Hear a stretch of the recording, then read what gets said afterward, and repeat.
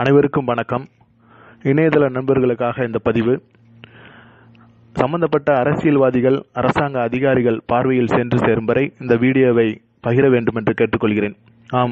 ராமநாதபுரம் மாவட்டம் பரமக்குடி தாலுகா பொகலூர் ஊராட்சி ஒன்றியத்துக்குட்பட்ட செய்யாலூர் கிராமம்தான் நீங்கள் இந்த வீடியோவில் பார்த்து கொண்டிருக்கிறீர்கள்.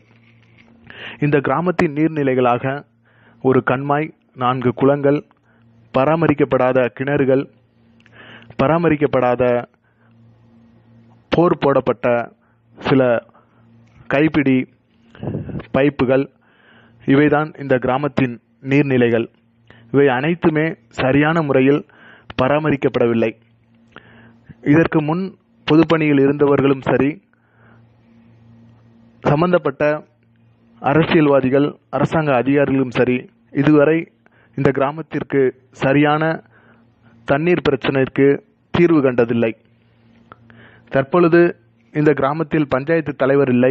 உள்ளாட்சி தேர்தல் நடைபெறாததால் இந்த கிராமத்தின் பிரச்சனைகள் அனைத்தும் கிடப்பில் கிடக்கிறது. கிராம மக்கள் மற்றும் வெளிநாட்டில் வசிப்பவர்கள் இணைந்து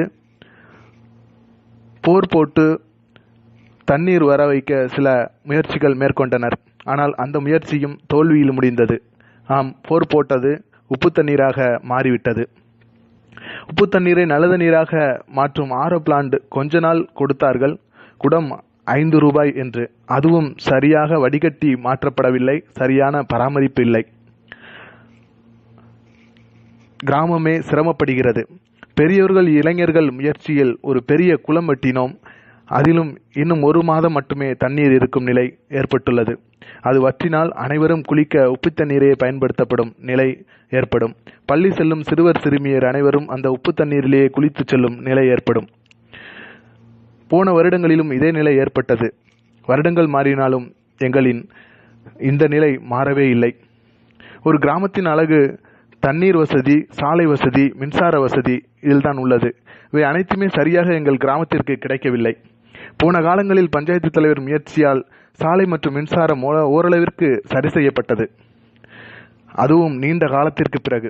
காவிரி கூட்டி குடிநீர் எங்கள் கிராமத்திற்கு சரியாக வருவதில்லை. அதற்கு காரணம் முறையான திட்டமிட்டு பைப்புகள் பதிக்கப்படவில்லை.